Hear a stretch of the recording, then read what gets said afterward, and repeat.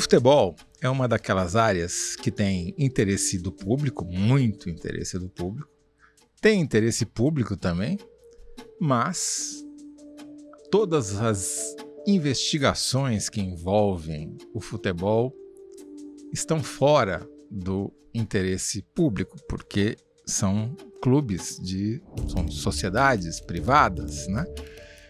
Então é muito raro você, apesar de circularem bilhões de dólares no mundo do futebol, é muito raro você ter uma investigação para valer que tem consequências práticas, como, por exemplo, a saída do presidente de um clube, de um grande clube de futebol. Mas é justamente uma dessas histórias excepcionais que a gente vai contar aqui hoje. É a história do São Paulo Futebol Clube, um dos maiores clubes de futebol do Brasil, e que recentemente viu o seu presidente renunciar, mais ou menos forçado por uma investigação. E o UOL teve participação muito importante nessa história, porque foi quem revelou grande parte dela. E quem fez isso foi o repórter Pedro Lopes. Bem-vindo ao UOL Prime de volta, Pedro. Tudo bom, Toledo? Tudo bem, pessoal que está acompanhando o UOL Prime, ouvindo e assistindo? É um prazer estar de volta. Muito bem, eu não quis dar spoiler, porque a história é tão boa que eu vou deixar você contá-la desde o começo. Inclusive, como é que você conseguiu descobrir essas informações? Porque é muito, muito difícil, a gente sabe, ter acesso a esse tipo de informação que envolve movimentação financeira do clube, dos seus dirigentes, né? No mundo do futebol, porque, como eu disse, são sociedades privadas, né? Que não existe... Os dados são públicos, né? Em princípio. Eu sou José Roberto de Toledo e este é o UOL Prime. Toda semana a gente conversa com os melhores repórteres sobre as melhores reportagens do UOL. Pedro, vamos começar do começo. Eu quero saber como essa história começa do seu ponto de vista do repórter e do colunista Pedro Lopes.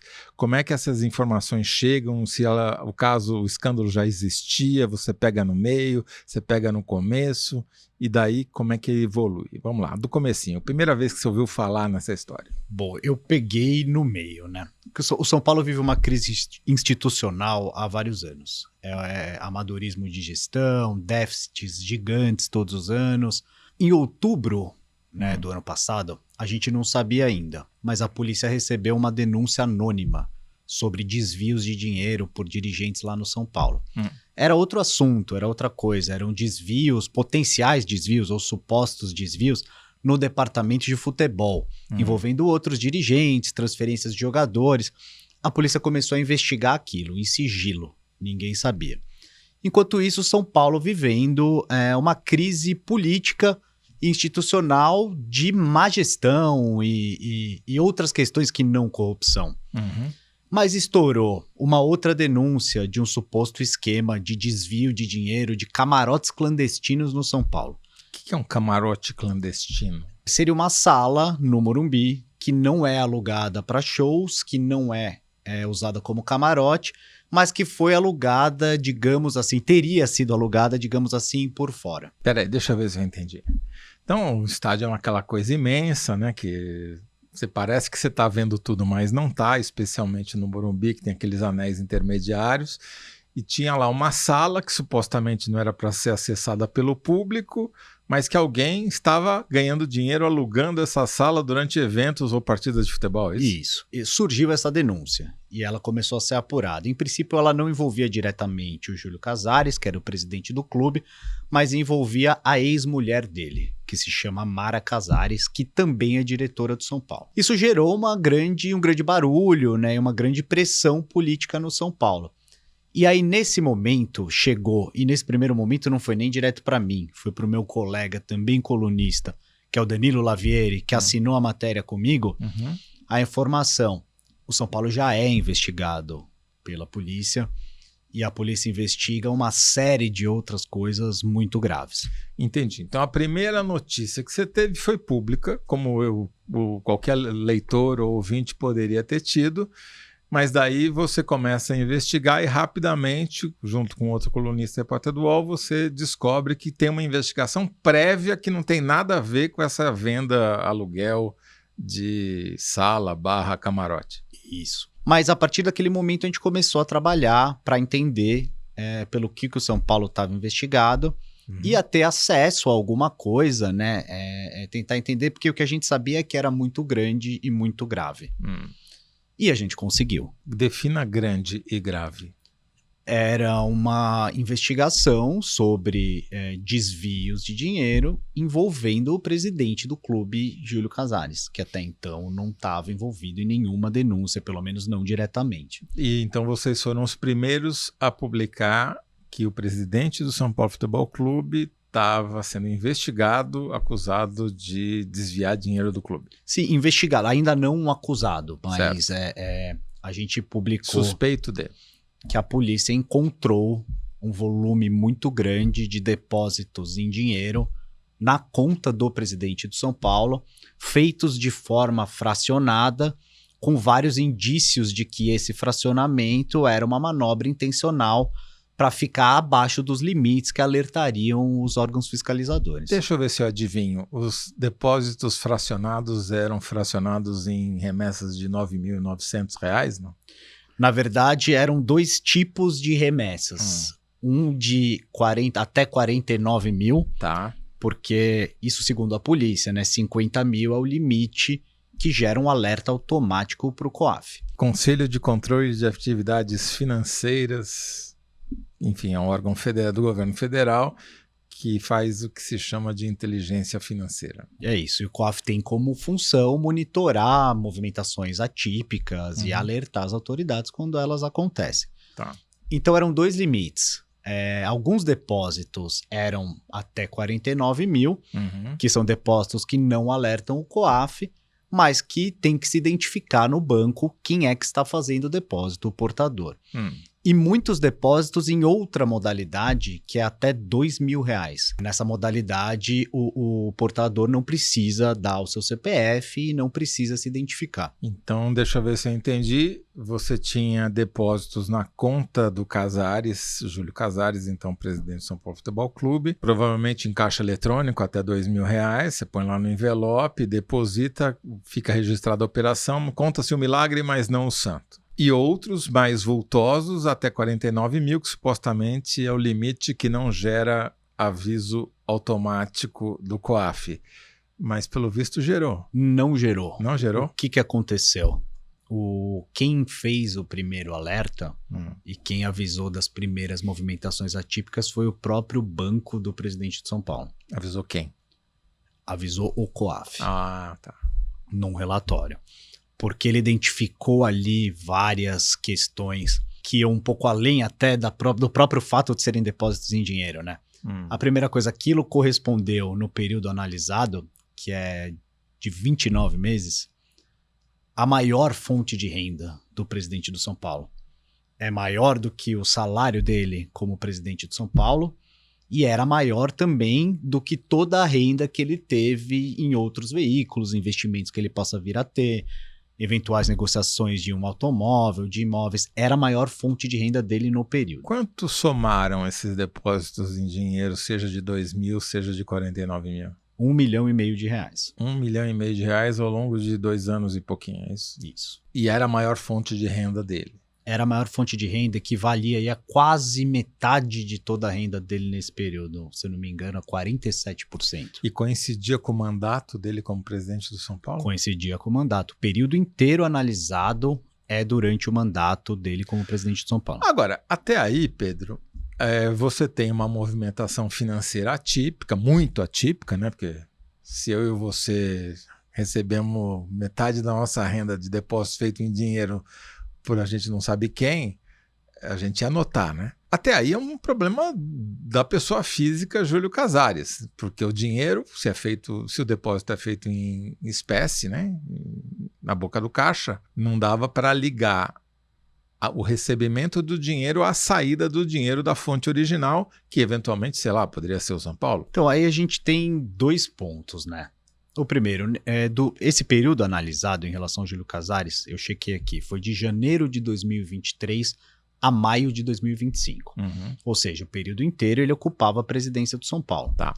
Ele recebeu do São Paulo nesse período, em termos de salário, cerca de 617 mil reais. Ou seja, é mais do que o dobro do que ele recebia em salário. Sim.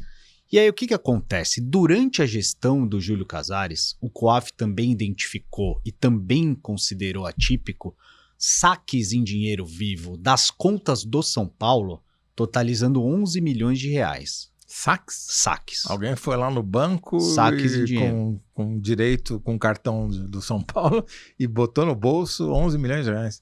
Fracionados ao longo do período. Mas desse mesmo período? da gestão inteira do Casares, que é de 2021 até o final do ano passado, agora 2025. Então você tinha mais do que o recebimento, você tinha também uma saída suspeita de dinheiro. E aí, então, a investigação passou a ser como conectar o que sai com o que entra. Mas não responda agora, só depois do break. Ele nunca jogou pelo Santos, mas criou o príncipe da vila. O pai, o empresário, o estrategista, o filho, o craque, o ídolo. Neymar da Silva Santos. Fechou contratos, negociou transferências e transformou um menino da Baixada Santista em ídolo mundial. Neymar da Silva Santos Júnior. Emocionou torcidas, acumulou títulos e transformou um mecânico num empresário implacável. Agora, o novo podcast do All Prime vai revelar um enredo que entrou para a história do futebol mundial. Este é Neymar, um podcast original do All Prime. Ouça no All, no YouTube do All Prime e em todas as plataformas de podcast.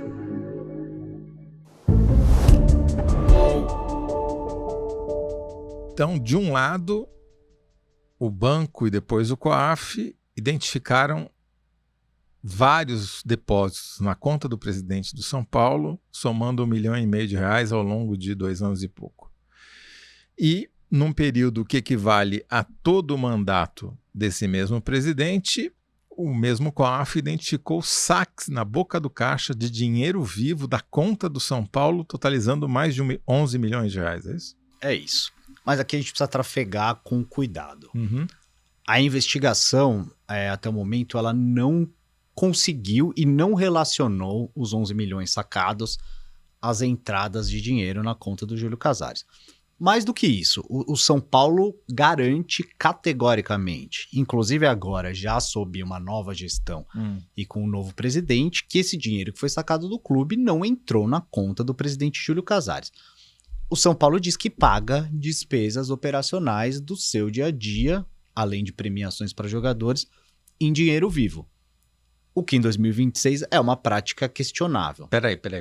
O São Paulo disse que paga premiação aos seus jogadores dinheiro numa mala?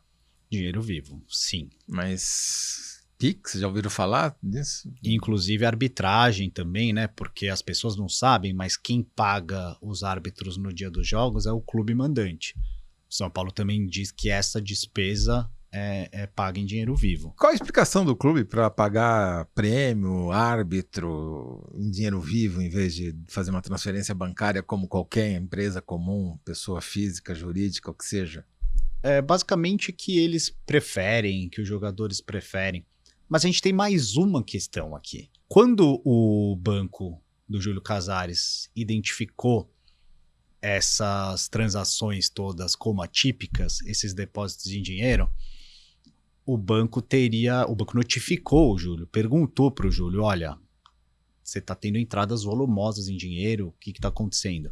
E consta do relatório do COAF, ao qual a gente teve acesso, que o Júlio Casares justificou ao seu banco essas entradas como sendo valores referentes a bonificações do São Paulo por campeonatos. Prêmio. O mesmo bicho que paga para os jogadores, pagava para o presidente também em dinheiro vivo, é isso? Só que o presidente não recebe prêmio. Mas você acabou de dizer que o São Paulo falou que jamais saiu dinheiro da conta do São Paulo para a conta do Júlio Casares? Pois é. E a defesa hoje do Júlio Casares na investigação, a tese deles, a explicação deles para esse dinheiro é totalmente diferente. A defesa dele diz que ele teve trabalhos, né, no passado recente, nos quais ele era muito bem pago, e o Júlio ele foi executivo da Record e foi executivo do SBT no passado. E que ele teria recebido parte dos vencimentos dele nessas épocas anteriores em dinheiro vivo. Ele teria guardado esse dinheiro vivo em casa e agora, com a presidência do São Paulo, ele teve uma queda no padrão de vida e na renda que ele recebe pelo trabalho e ele estaria depositando este dinheiro dele mesmo na própria conta. Quanto tempo faz que ele saiu da Record e do SBT? Do SBT faz muitos anos. Da Record ele saiu logo antes de se candidatar à presidência do São Paulo. Que foi em 2021. 2020 e 2021, isso. Quer dizer, faz 5 anos que o dinheiro tá debaixo do colchão, sem render juros nem correção monetária. A polícia fez o que com essas informações? A polícia juntou todas essas informações e se preparava para adotar mais medidas, né? A primeira coisa foi notificar o São Paulo para que prestasse contas detalhadas dos 11 milhões. A questão dos 11 milhões tem um fator interessante. Nos primeiros 2 saques, era um funcionário do São Paulo quem foi lá e fez o saque. A partir do segundo saque, o São Paulo contratou uma empresa de transporte de valores e passou a não ser mais possível determinar qual pessoa, qual dirigente do São Paulo estaria fazendo aqueles saques. A polícia aponta isso como um fator de alerta. A polícia diz que a contratação desse serviço de transporte de valores era uma coisa usada até na Operação Lava Jato para se tirar valores de empresas, de forma que não seja possível identificar quem é a pessoa física responsável. Então, a polícia ia pedir para o São Paulo os dados detalhados dessa prestação de contas. E, ao mesmo tempo, pedir para o Júlio Casares a origem, né, desses depósitos. Porque o relatório do COAF ele não é tão detalhado assim. Ele não mostra, num primeiro momento, os depósitos que foram identificados, quem foi que fez o depósito, ele não mostra no primeiro momento o lugar dos depósitos. Então a ideia seria ampliar essa investigação para ter acesso a mais dados. Só que no meio disso tudo teve um processo político no clube e as figuras de São Paulo e Júlio Casares se separaram. Ele foi alvo de um processo de impeachment.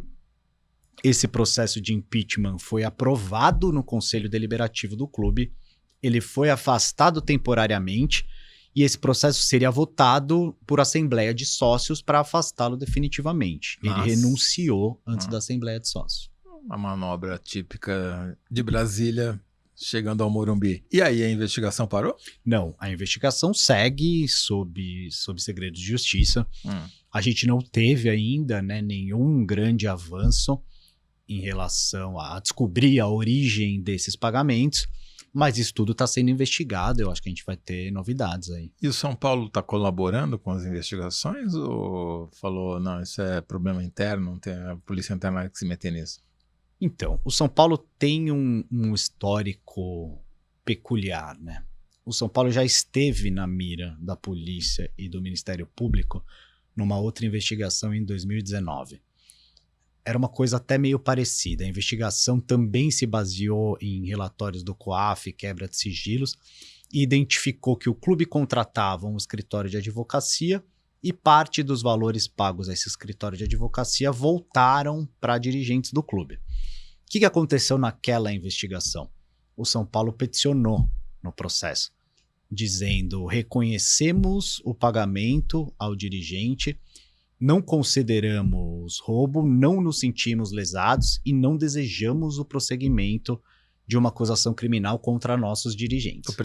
Os dirigentes, no caso, acusados em 2019, estavam mandando na diretoria do clube, não mais? Não diretamente, mas eles eram aliados políticos. E o caso foi arquivado, né, na justiça. A pedido do São Paulo. Não só, né, mas isso consta da decisão. Aqui temos a suposta vítima dizendo que não é vítima e que não se sentiu lesada e que não vê crime.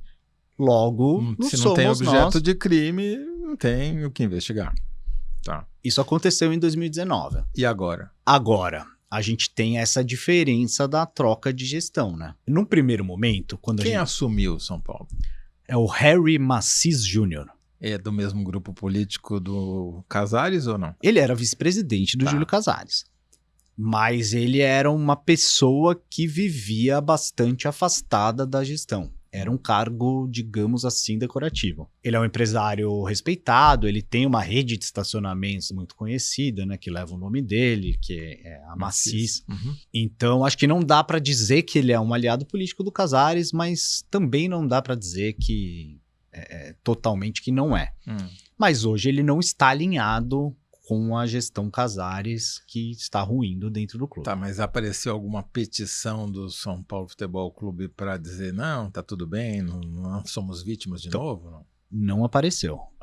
O que apareceu? Primeiro, o São Paulo se separou da defesa do Júlio Casares e adotou uma postura, o Júlio que explique estes depósitos. O São Paulo, até a renúncia do Júlio, estava com uma estratégia de que explicaria detalhadamente esse saque de 11 milhões. Esses saques, né? Todos. Isso provavelmente vai continuar. Me parece que existe ali dentro do São Paulo alguma explicação para esses saques. Em relação ao Júlio, o Júlio vai se defender daqui para frente sozinho. Mas o novo presidente do São Paulo, o Macis, ele fez um encontro com a imprensa para se apresentar, para dizer quem é, o que ele pensa um pouco para o São Paulo. E ele disse, na minha gestão, o São Paulo é vítima e irá se portar como vítima. Nós somos vítimas de tudo que aconteceu e vamos nos comportar assim. Então, claro, a gente vai ter que observar aí os desenvolvimentos, os próximos passos, mas me parece que está havendo no São Paulo uma mudança de postura, até porque a situação dentro do clube hoje está insustentável, né? Com os anos de maus resultados, a pressão que já existia por más práticas de governança e agora com escândalos de potencial corrupção estourando em cima do clube. Né?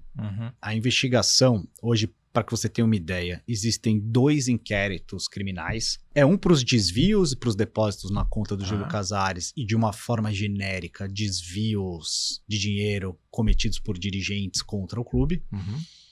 E o outro é pelo caso dos camarotes clandestinos e potenciais desdobramentos de um possível esquema maior envolvendo a venda de espaços por fora em shows no Morumbis, que é o estádio de São Paulo.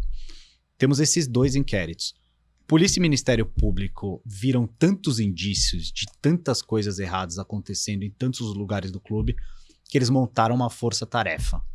Eles montaram uma força-tarefa com 2 promotores e uma delegacia trabalhando só no São Paulo. A polícia tem mandato para agir num caso como esse, mesmo sendo uma entidade privada? Olha, me parece que sim, até porque a entidade ela é plural, né? É uma entidade que é composta por milhares de sócios, 250 conselheiros e vários diretores, e há dentro do São Paulo muitas pessoas que agora estão interessadas no prosseguimento. Então, acredito que sim, o São Paulo não é uma coisa una, né? Como eu acho que nenhum clube é, né?